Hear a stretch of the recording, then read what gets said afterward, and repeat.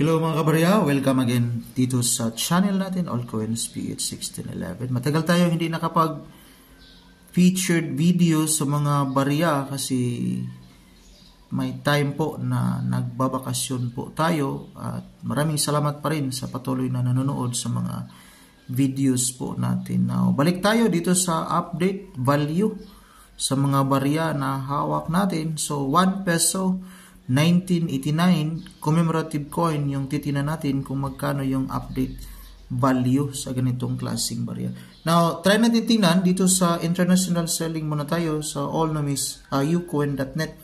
So, try natin tingnan dito kay ucoin.net. So, may source tayo dito na titingnan.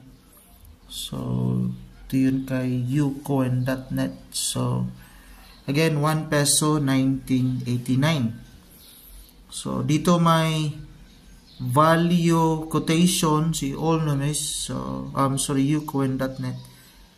So, 1 peso 1989. So, ito yung kanyang feature. At ito naman dito may value quotation na $3.16. So, nasa 56 pesos mahigit yung $1 sa ngayon. So, nasa 100, halos umabot ng 160 o 170. So, dito yon sa international selling na ucoin.net. While dito naman kay Carousel PH, so 1 peso 1989 commemorative coin. So, over 3 months, mababa lang 30 pesos. Again, ito yung selling value.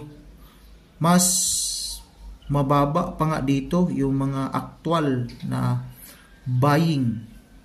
So, kadalasan kasi yung selling mataas.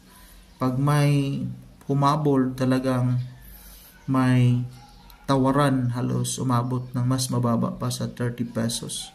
So, nasa 30 pesos. Dati nga, 40 pesos. Ngayon, naging 30 pesos. Kaya, bumaba. Posibly walang buyer dito sa 40, kaya binaba ng 30. Pag wala pa ring buyer sa 30, halos bababa pa rin hanggang 20 pesos mga kabarya. Dito kasi kay in.nomista.com, mababa lang rin kasi yung value appraisal.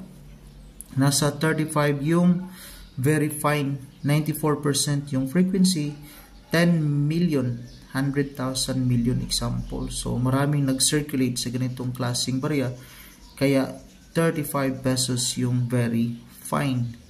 So again, mababa. Except yung mate, may 5,000 pieces lang yung na-produce, 7%. Ito yung usually na may mataas na value.